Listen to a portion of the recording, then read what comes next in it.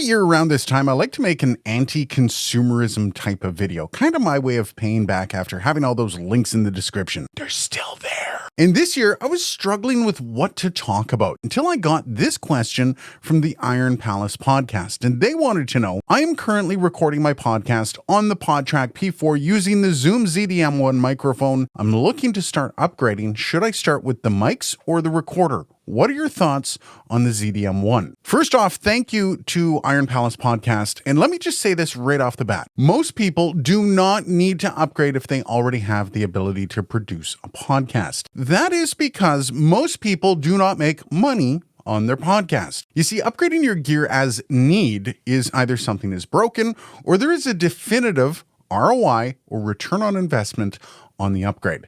And I cannot stress this enough. Better gear is not going to lead to a better outcome for your podcast. No one is going to magically switch to listening to your podcast because you picked up a Rodecaster Pro 2 or you bought a Neumann mic. In your specific example, Iron Palace, you have a PodTrack P4 and a Zoom ZDM1.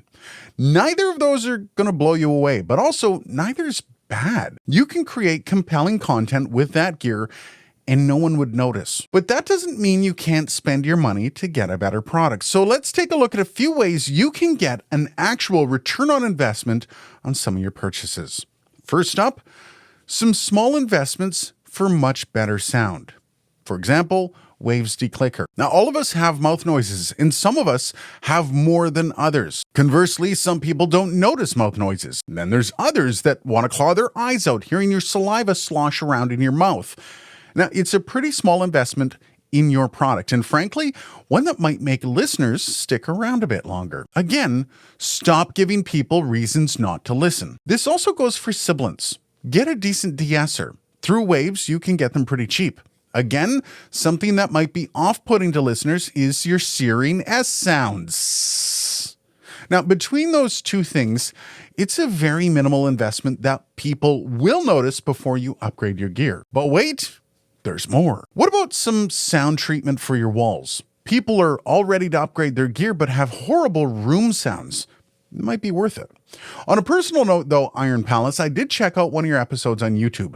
I mean, looking at your setup, I would immediately invest in some boom arms or something like this new desk stand by Rode, the DS2. Review is coming on this, by the way. Get subscribed so you don't miss that. Stop making all of your guests stoop to get their voice on mic. Now, I also have a ton of other feedback for that kind of stuff, but let me include that in my next recommendation. And this is where we start to dig down. By the way, stay tuned for my How to Create a Monetized Podcast program that is in the stages of being written as we speak. So I can just see you're sitting there with money burning a hole in your pocket and you're bound and determined to buy something on sale at some point. Okay then, why not invest in expanding the way your content is consumed? For example, if you don't have video, get video. It's so important these days to have a video component to your podcast. And if you do have video, get more video. Get more angles to switch between for your video. Even a second camera view can change the dynamics of your podcast in a huge way. Remember, investing in video means that you are investing in a platform that has a built-in algorithm meant to promote your content. Next up, invest in the packaging of your content. Get a video editing program and make it your goal to crush the visual aspect. Have a funny moment? Make it a short. Someone have a great point on a subject? Make it a standalone video. All these things that I'm mentioning, they're not easy to do, but they aren't expensive. And they are proven methods to building your brand. You want to know how to do all that? Well, again, that podcasting program is on the way. And finally, especially on the video front, invest in lighting and set design. This doesn't have to be expensive, but you do have to be creative. Put a few bucks into your backdrop. Make the video as interesting to watch as it is interesting to listen to. Now, there are many ways to do this, so find a background you like by a creator you like and take some inspiration.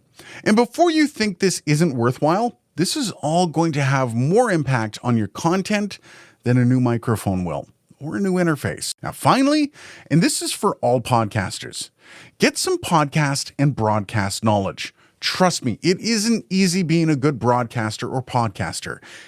and it isn't cheap either. There are some decent programs out there for how to podcast, and I recommend some learning to everyone that wants to get into it. And I'm not going to recommend one here as I'm about to release my own.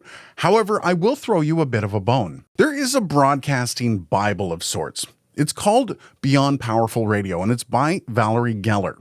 I kid you not, every broadcaster I know is very familiar with this book, and a lot of them still have it in their bookshelf. It isn't just for radio professionals. I still read it when I need to refocus my content. It covers content creation as a whole, and it will be your go-to for inspiration every single time. This book gives you the ability to self-assess your own content. And if you don't have an Audible account, you can actually get the audiobook for free. I totally recommend it. It will give you a huge boost in creating content. And no, I did not make a single cent off that plug. Although I wouldn't mind if I did.